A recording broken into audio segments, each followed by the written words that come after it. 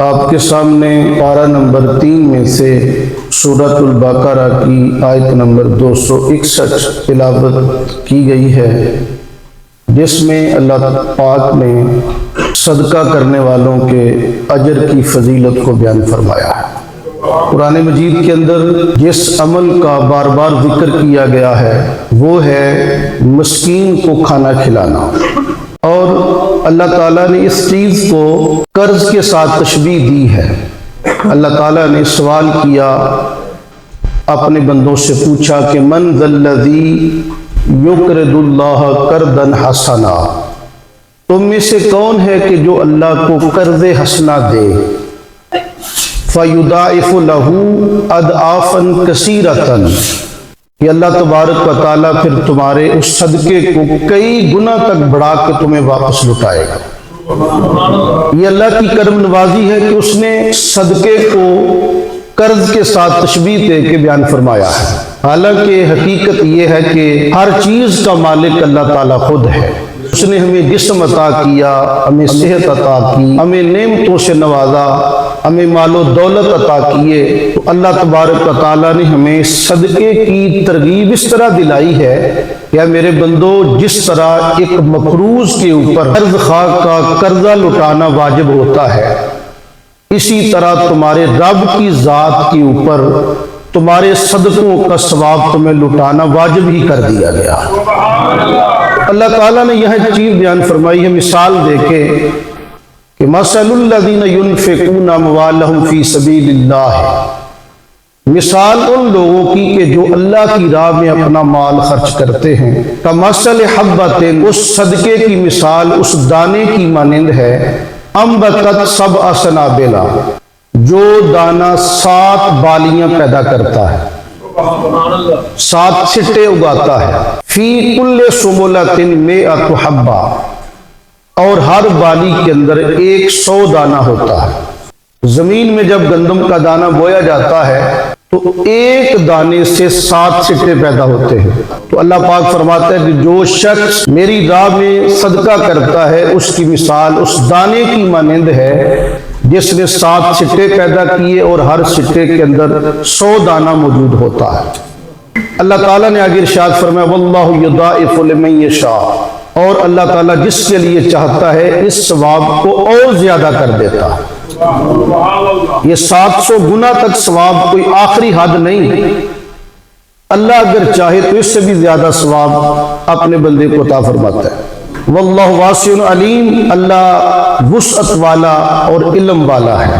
آگے ارشاد فرمایا الذین ينفقون اموالهم فی سبیل اللہ، وہ لوگ جو اللہ کی راہ میں اپنا مال خرچ کرتے ہیں، ثم لا يتبعون ما انفقوا منا ولا اذى، صدقہ کر کے پھر اس صدقے کا پیچھا نہیں کرتے، احسان جتلاتے ہوئے یا تکلیف پہنچاتے ہوئے۔ جب بندہ صدقہ کرے، جس کو صدقہ دیا جاتا ہے، یہ نیت نہ رکھی جائے کہ کل کو یہ میرا ممنون ہوگا، میرا شکر گزار رہے گا، یا میری سپورٹ کرے گا، یا مجھے ووٹ دے گا۔ کچھ لوگ آج یتیم بچیوں کی شادی کے اوپر سامان ان کے اس لیے دیتے ہیں یہ کل کو ہمیں ووٹ دیں گے، ہماری سپورٹ کریں گے۔ اللہ تعالیٰ فرماتا ہے کہ وَلَا تَمْنُن تَسْتَكْثِرُ، کہ تم کسی بندے کو اس لیے سے صدقہ نہ دو کہ وہ تمہیں زیادہ اس کی جزا عطا کرے، یعنی جزا لینے کے لیے کسی پہ صدقہ نہ کرو، تم نے جب بھی صدقہ کرنا ہے اللہ کی رضا کے لیے کرنا۔ جیسے کہ حضرت عمر فاروق رضی اللہ تعالیٰ عنہ نے بڑے دنوں کے بعد دل چاہا کہ میں ہریسہ تیار کرواؤں۔ ہریسہ ایک عربی سالن ہوتا ہے، ایک ڈش ہے، بڑی قیمتی اور بڑی مقوی ہوتی ہے۔ حضرت عمر پتہ نہیں کتنے مہینوں کے بعد تھوڑا تھوڑا روزینہ جمع کر کے آپ نے ہریسہ تیار کروایا۔ جب ایک سائل نے آ کے صدا دی کہ مجھے اللہ کے نام پہ کچھ دو، آپ نے اپنے ملازم سے کہا کہ یہ اٹھاؤ اور اس کو دے دو۔ ملازم نے وہ برتن اٹھایا، ہریسے والا جا کے سائل کو تھما دیا، وہ چلا گیا تو ملازم نے آ کے عرض کیا کہ حضور آپ بھی اللہ کے درویش آدمی ہیں، اسے کوئی اور سالن بھی دیا جا سکتا تھا، آپ نے اتنی محبت اور اتنے دنوں کے بعد تیاری کے بعد یہ سالن تیار کروایا ہے، اسے کیا پتا تھا جس کی قدر کیا ہے۔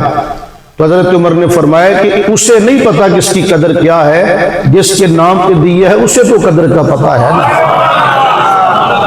تو یہ انداز ہونا چاہیے صدقہ کرنے کا، وَلَا تَمْنُن تَسْتَكْثِرُ۔ اللہ فرماتا ہے کہ تم صدقہ نہ کرو زیادہ لینے کی نیت سے۔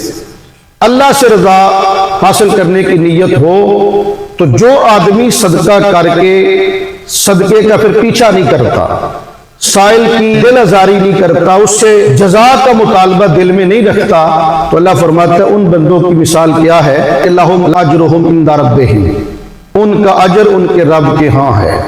وَلَا خَوْفٌ عَلَيْهِمْ وَلَا هُمْ يَحْزَنُونَ، ان پر نہ کوئی خوف ہوگا نہ ان پر کوئی غم ہوگا۔ یہ درجہ اللہ نے ولیوں کو عطا فرمایا ہے، الا ان اولیاء اللہ لا خوف علیہم ولا هم يحزنون، کہ اللہ کے ولیوں پر نہ کوئی خوف ہوگا نہ غمگین ہوں گے۔ جس بندے نے صدقہ اللہ کی رضا کے لیے کیا، اللہ جل مجدہ اس بندے کو درجہ ولایت عطا فرما دیتا اس شان کے لحاظ سے۔ اور آگے فرمایا قول معروف، اچھی بات کرنا۔ اگر ہمارے دروازے پہ سوالی آ جائے، سائل آ جائے، تو اس کو جھڑکنے کی بجائے، اس کی حوصلہ شکنی کرنے کی بجائے ہم اس سے اچھی بات کر دیں۔ وَمَغْفِرَةٌ، یا اس کو کہنا کہ جا اللہ تیرا بھلا کرے، اس سے درگزر کرنا۔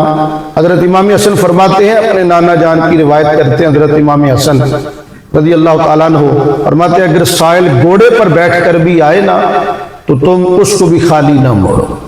اس کا اپنا فعل ہے، اسلام کے اندر گدھا گری جائز نہیں، مانگنا سوال کرنا قطعاً جائز نہیں۔ حضور کا ارشاد پاک ہے کہ کوئی بندہ کلہاڑی لے، ایک رسی لے، جنگل میں جا کے لکڑیاں کاٹے، ان کو کاٹ کے پیٹھ پہ لاد کے شہر میں لا کے بیچ کے گزارا کر لے، لیکن کسی سے سوال نہ کرے۔ سوال کرنے والے کو خود اس کا خمیازہ بھگتنا پڑے گا، لیکن جس بندے کے پاس سوال کرنے کوئی آ گیا ہے، اللہ فرماتا ہے تم نہیں دینا چاہتے تو نہ دو، لیکن اس سے اچھی بات کرو، اس سے درگزر کرو۔ آگے اللہ فرماتا ہے کہ خیر من صدقۃ، یہ اس صدقے سے بہتر ہے یتبعھا، جس صدقے کا پیچھا کیا جائے اذا، تکلیف کے ساتھ۔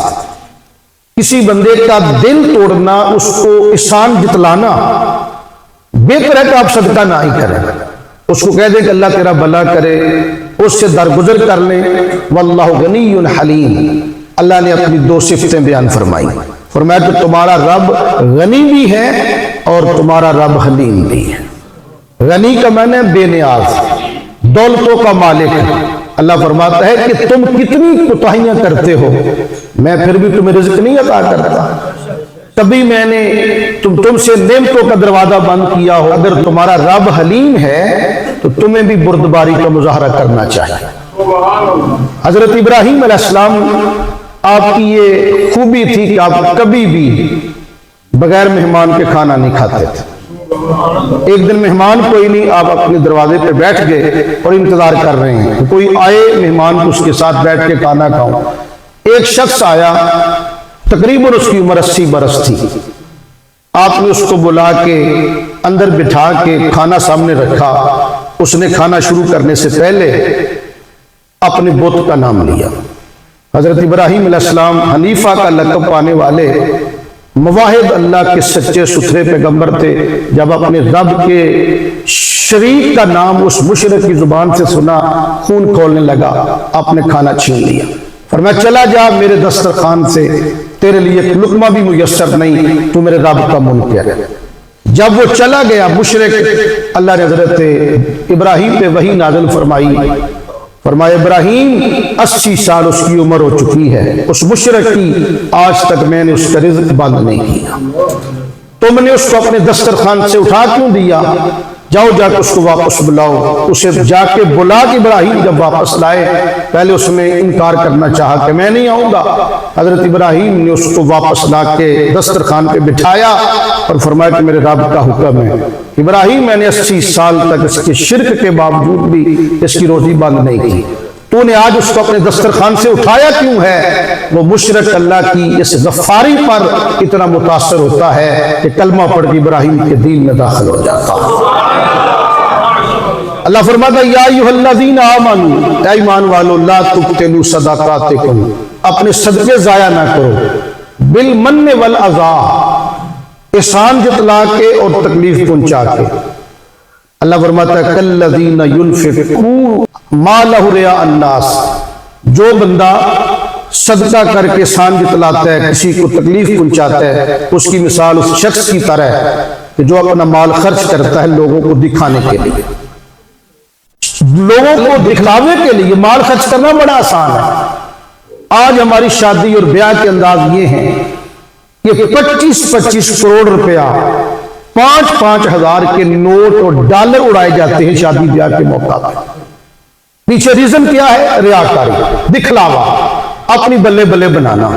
اور یہ بھی ہمارے اپنے ملک کا واقعہ ہے۔ 2 ہفتہ پہلے یا ہفتہ پہلے شیخو پورہ یا قصور کے علاقے کے اندر ایک غریب نوجوان کو باولے کتے نے کاٹا، یا اس کو کاٹا ہونٹ پہ، وہ بچہ اس کے اوپر باولا پانی کا شکار ہو گیا۔ غریب گھر والے اس کو اسپتال لے گئے تو ڈاکٹروں نے کہا کہ 30,000 روپے کا ٹیکہ لگے گا اس بیماری کی کاٹ کے لیے، 30,000 روپیہ لاؤ تو ہم ٹیکہ لگا دیں گے۔ وہ بیچارے 30,000 روپیہ بھرنے کے قابل نہیں تھے۔ بچہ گھر لے آئے، بچہ تڑپ تڑپ کے مر گیا، لیکن پورے گاؤں میں سے کسی نے 30,000 روپیہ بھر کر اس نوجوان کی جان نہیں بچائی۔ اللہ کا قرآن کیا کہتا ہے کہ تم مال خرچ کرو تو اللہ کی رضا کے لیے کرو، ریاکاری کے لیے نہ کرو۔ اور جو ریاکاری کے لیے مال خرچ کرتے ہیں ان کا ذرا وبال دیکھیں۔ اللہ فرماتا ولا یؤمن باللہ والیوم الآخر، ریاکار کا نہ اللہ پر ایمان ہے نہ اس کا یوم آخرت پر ایمان ہے۔ فمثلہ، توجہ کرنا ذرا، اللہ فرماتا اس کی مثال کمثل صفوان، ایک ایسی چٹان کی مانند ہے، علیہ تراب، جس کے اوپر مٹی پڑی ہوئی تھی، یعنی کہ چٹان کے اوپر مٹی کی تہ جمی ہوئی تھی۔ اسی طرح وہ بندہ جس کا اسلام صرف زبانی کلامی ہے، اندر کفر ہے، منافقت ہے، اندر الہاد ہے، لادینیت ہے، صرف نام کا مسلمان ہے، عید کی سوئیاں کھا لی، بڑے عید پہ گوشت کھا لیا، یا اس مسلمانوں والا نام ہے، اندر ایمان نہیں۔ دیکھو اللہ نے کتنی پیاری مثال ارشاد فرمائی ہے۔ اللہ فرماتا ہے وہ بندہ جو ریاکاری کرتا ہے، اپنا مال خرچ کرتا ہے لوگوں کو دکھانے کے لیے، نہ اللہ پر ایمان نہ قیامت کے دن پر ایمان، اس بندے کی مثال اس پتھر کی مانند ہے جو بلندی پر پڑا ہے، مٹی کی تہ اوپر جمی ہوئی ہے۔ اللہ فرماتا ہے فَأَصَابَهُ وَابِلٌ، جب زور در میںہ برستا ہے، فَتَرَكَهُ صَلْدًا، مٹی ساری اتر جاتی ہے، نیچے چٹان رہ جاتی ہے، اور کچھ بھی اس کے اوپر بارش اثر نہیں کرتی۔ یعنی بارش، یہ قرآن اللہ کی بارش ہے، بارش کا قصور کوئی نہیں۔ بارش روڑی کے ڈھیر پر برسے تو وہاں گندگی اگتی ہے، یہی بارش اگر باغ میں برستی ہے وہاں گلاب کا پھول پیدا ہوتا ہے۔ قصور بارش کا نہیں، قصور زمین کا ہے۔ اسی طرح جس بندے کے دل میں منافقت ہے، کفر ہے، الہاد ہے، لادینیت ہے، اس پہ قرآن اثر نہیں کرتا۔ اور جس کے دل میں محمد عربی کا پیار ہے، وہاں ایمان کے ساتھ ساتھ عمل صالح کے پودے پیدا ہو جاتے ہیں۔ اللہ فرماتا ہے کہ لا یقدرون علی شیء مما کسبوا، ایسا بندہ اپنی کمائی کو حاصل کرنے کی قدرت نہیں رکھتا۔ واللہ لا یہدی القوم الکافرین، اللہ تعالیٰ کافر قوم کو ہدایت نہیں عطا فرماتا۔ وَمَثَلُ الَّذِينَ يُنْفِقُونَ أَمْوَالَهُمْ، اللہ فرماتا وہ لوگ جو اپنا مال خرچ کرتے ہیں ابتغاء مرضات اللہ، اللہ کی رضا حاصل کرنے کی خاطر۔ اس طرح جس بندے نے مال خرچ کیا تو اللہ پاک فرماتا ہے وَتَثْبِيتًا مِنْ أَنفُسِهِمْ، اپنے نفس کو ثابت قدمی دینے کے لیے مال خرچ کیا، ریاکاری نہیں تھی، دکھلاوا نہیں تھا، اللہ پر پختہ ایمان تھا، آخرت پر یقین تھا، اللہ کی رضا مطلوب تھی، اس نے مال خرچ کیا۔ کمثل جنت، اس بندے کی مثال اس باغ کی طرح ہے، بربوۃ، جو ایک چوٹی کے اوپر واقع ہے، باغ، اصابہ وابل، اگر اس کے اوپر بارش برسے، اس باغ پر جو بلندی پر واقع ہے، بارش برستی ہے تو فآتت اکلہا ضعفین، اگر بارش برسے تو وہ باغ دگنا پھل عطا کرتا ہے، دو گنا پھل دیتا ہے۔ آگے فرمایا فَإِلَّمْ يُصِبْهَا، اگر بارش نہیں بھی برستی، وابلن بارش نہیں برستی، فَتَلٌ اللہ فرماتا ہے کہ پھر اس باغ کے لیے شبنم ہی کافی ہے، یعنی بارش نہیں بھی ہوتی تو رات کو شبنم پڑتی ہے وہی کافی ہے۔ تو پتہ کیا چلا کہ جس بندے کے دل میں ایمان موجود ہے، جس کا دل نرم ہے، جس کے ضمیر کی زمین زرخیر ہے، وہ تھوڑی بھی بارش ہو اگر شبنم بھی اس کے اوپر برستی رہے تو وہاں بھی عمل صالح کا پودا پیدا ہو ہی جاتا ہے۔ جس بندے کے دل میں ایمان نہیں، جو ریاکاری کرتا ہے، اس کو کوئی چیز فائدہ نہیں دیتی، نہ رمضان، نہ قرآن مجید، نہ تقریر، نہ واعظ و نصیحت، نہ کوئی چیز فائدہ نہیں دیتی۔ تو پتہ چلا جس بندے کے دل میں اکڑ مزاجی ہوتی ہے، جو سخت مزاج شقی القلب ہے، اس بندے کو کوئی چیز فائدہ نہیں دیتی۔ جو قرآن میں اللہ بیان فرما رہا ہے وہ کورے کا کورا رہتا ہے، اور جس دل میں نرمی ہوتی ہے وہ ایک ایک آیت بھی سنتا جائے، اس پہ عمل کرتا جائے تو اللہ تعالیٰ اس کو تھوڑی سی چیز کا بھی فائدہ عطا فرما دیتا۔ اللہ فرماتا ہے کہ واللہ بما تعملون بصیر، جو تم کرتے ہو اللہ اس کو دیکھنے والا ہے۔ یہ جو صدقہ کرنا ہے کتنی بڑی فضیلت کی حامل یہ چیز ہے۔ میرے آقا کریم فرماتے تم میں سے جو کوئی بندہ ایک کھجور صدقہ کرتا ہے حلال کمائی میں سے، ایک کھجور، یہ بات یاد رکھیں، حرام کی کمائی کروڑوں بھی خرچ کی جائے اللہ قبول نہیں فرماتا۔ حضور فرماتے اللہ خود بھی پاک ہے اور اللہ تعالیٰ پاک چیزوں کو قبول فرماتا ہے۔ اور اگر بندہ حلال کمانے والا ہے، سنیے میرے آقا کا فرمان علی شان، فرمایا اگر حلال کمائی کرنے والے بندے نے اپنی پاکیزہ کمائی میں سے ایک کھجور صدقہ کر دی، یعنی اگر بندے نے حلال کمائی میں سے ایک کھجور صدقہ کر دی، میرے حضور ارشاد فرماتے ہیں کہ اللہ تعالیٰ اس ایک کھجور کو پروان چڑھاتا ہے، جس طرح تم اپنے اونٹ کے بچے کی پرورش کرتے ہیں، اس طرح اللہ تعالیٰ تمہاری کھجور کی پرورش فرماتا ہے۔ ایک تمہاری کھجور حلال کمائی میں سے، قیامت کے دن جب تم اللہ کے دربار میں جاؤ گے تو ثواب کے اعتبار سے ایک کھجور احد پہاڑ کے برابر بن چکی ہو۔ اتنی برکت اللہ تعالیٰ فرماتا ہے۔ اور جن لوگوں نے مسکینوں کو کھانا نہیں کھلایا، پڑھیے سورہ حاقہ، اللہ فرماتا خذوہ فغلوہ ثم الجحیم صلوہ ثم فی سلسلۃ ذرعها 70 ذراعا فاسلکوہ انہ کان لا یؤمن باللہ العظیم ولا یحض ولا طعام المسکین۔ اللہ فرماتا پکڑو اس کو جکڑو اور جہنم کے اندر ڈال دو، اور 70 گز لمبی زنجیر اس کے قدموں میں ڈال کے اس کو دوزخ میں ڈال دو۔ یا اس کا جرم کیا تھا؟ اللہ فرمائے گا انہ کان لا یؤمن باللہ العظیم، یہ اللہ پر ایمان نہیں رکھتا تھا، ولا یحض ولا طعام المسکین، اور مسکین کو کھانا نہیں کھلاتا تھا، مسکین کو کھانا نہیں کھلاتا تھا، ڈال دو دوزخ کے اندر اس کو۔ یہ اللہ کی قدرت ہے، اللہ قیامت کے دن جنت اور جہنم کو قریب قریب کر دے گا۔ ویسے جنت اور جہنم کے اندر کروڑوں میل کا فاصلہ ہے، اس سے بھی زیادہ ہوگا، اللہ و رسول عالم، لیکن قیامت کے دن اللہ جنت کو جہنم کے قریب کر دے گا کہ جہنمی ان کو کہیں گے یار کو پانی اوپر سے پھینک دو، جنتیوں کو کہیں گے جہنمی کوئی پھل پھینک دو نیچے، بالکل قریب آ چکے ہوں گے۔ اور اللہ فرماتا سورہ مدثر پڑھیے فی جنات یتساءلون عن المجرمین، مسلمانوں سے پوچھیں گے، کچھ لوگ جہنم میں ہوں گے کلمہ گو، اس مسلمانوں والا نام ہوگا، جنتی انہیں پوچھیں گے ما سلککم فی سقر، یار تم تو مسلمان تھے، تمہیں کس چیز نے دوزخ میں پہنچا دیا، تم دوزخ میں کیسے آ گئے؟ قالو، وہ آگے سے جواب دیں گے لم نکو من المصلین، ہم نماز نہیں پڑھا کرتے تھے، ولم نکو نطعم المسکین، اور ہم مسکین کو کھانا نہیں کھلاتے تھے۔ یہ دو جرم وہ بیان کریں گے، ایک نماز نہیں پڑھتے تھے اور دوسرا مسکین کو کھانا نہیں کھلاتے تھے۔ حضرات گرامی قدر، یہ زندگی فانی ہے، آج مرے کل دوسرا دن، اور ہو سکتا ہے کل کو اولاد بھی ہماری قبر پہ پھیرا مارے یا نہ مارے، لیکن یہ بات یاد رکھیں اگر کوئی چیز باقی بچتی ہے تو صدقہ ہے جو باقی بچ جاتا ہے۔ میرے حضور نے فرمایا عائشہ یہ بکری میں نے ذبح کی ہے، اس کا گوشت تقسیم کر دینا میرے واپس آنے تک۔ میرے آقا نماز پڑھانے چلے گئے، واپس آئے تو فرمایا عائشہ کچھ بچا کہ نہیں بچا؟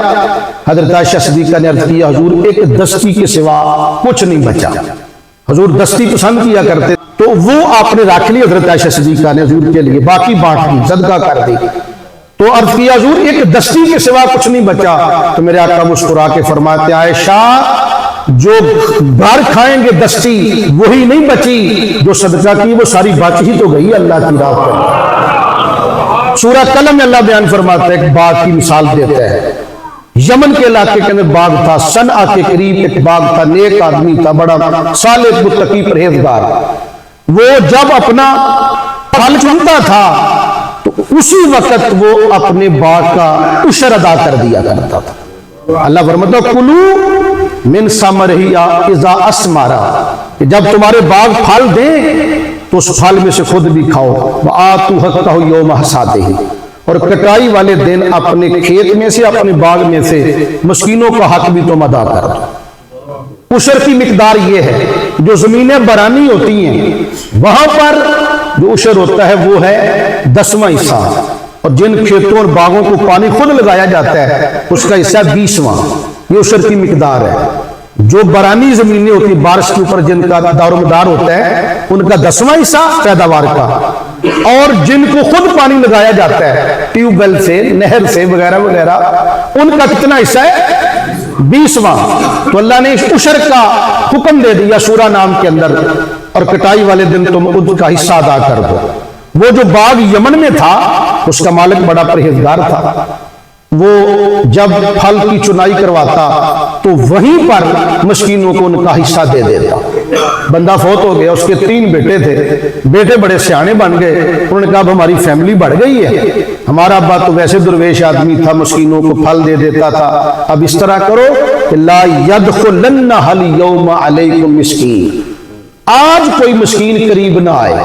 اس طرح کرو کہ صبح سویرے منہ اندھیرے نکلو اور جا کے سارا پھل چن کے سمیٹ کر تم ٹھکانے لگاؤ، مسکین کوئی آئے ہی نہ مسکین کو دینا پڑے۔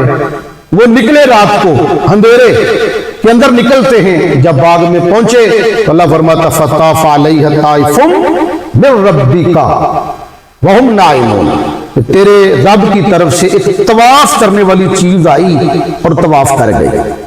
اللہ نے آگ کا بگولا بھیجا، آگ کا انگارہ آیا، فاصبحت کالصریم، اور وہ جو باغ تھا پھلوں سے لدا ہوا شاداب سرسبز وہ جل کے کوئلہ ہو گئے۔ کیا نیت تھی کہ مسکینوں کو نہیں دینا؟ اگر تیرے دروازے پہ مسکین آتا ہے مانگنے کے لیے اس کو کچھ نہ کچھ دے دے تاکہ رب کی رحمت کا دروازہ کھلا رہے۔ قرآن میں اللہ نے بیان کیا 29واں پارہ سورہ قلم میں اللہ فرماتا فاصبحت کالصریم، وہ کھیتی ہوگی جس طرح کے کٹی ہوئی کھیتی ہوتی ہے، وہ باغ اس طرح ہو گیا، ٹونڈ مونڈ، نہ کوئی پھل رہا نہ کوئی پتا۔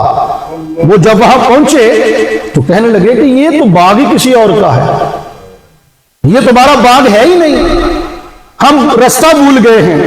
جب دن کا تڑکا طلوع ہوا، روشنی لگی تو دیکھا کہ باغ تو ہمارا اپنا ہی ہے۔ تو تفسیر میں آتا کہ پھر وہاں انہوں نے توبہ کی کہ یا اللہ ہمیں معاف کر دے، کبھی اپنے در سے مسکین کو خالی نہیں موڑیں گے، یا اللہ تو فضل کر دے۔ تو پھر تفسیر میں آتا ہے کہ جب انہوں نے توبہ کی اللہ نے مسکینوں کا صدقہ ان کے باغ کو دوبارہ بہاریں عطا فرما دی۔ اور یہ بھی تفسیر میں آتا ہے ان کے اندر جو انگور پیدا ہوتا تھا، انگور ایک خوشہ گدے پہ لاد کے وہ لے جایا کرتے تھے، ایک گچھا انگور کا اتنی برکت اللہ نے عطا کر دی کہ ایک گچھے کو گدے پہ لاد کر لے جایا جاتا تھا۔ تو پتہ چلا صدقات کی بڑی برکتیں ہیں۔